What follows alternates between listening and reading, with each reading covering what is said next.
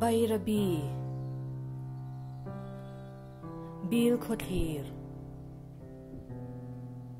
Bu Changphai Bual Pui Buk Pui Buk Van Ne Hortoki Kon Pui Kham Rang Kolasip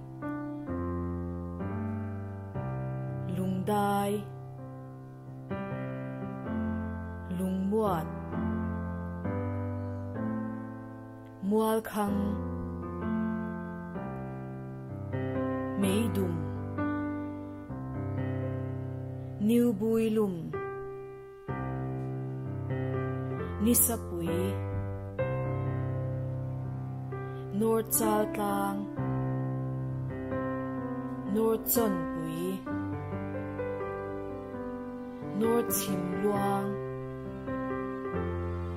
North Himen North Hinglian Pang Balgon Pai Nuam Pai Sin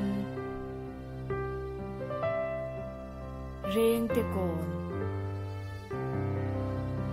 Rastali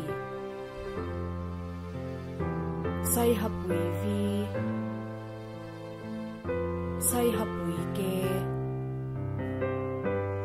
Sai Pai Sai Pu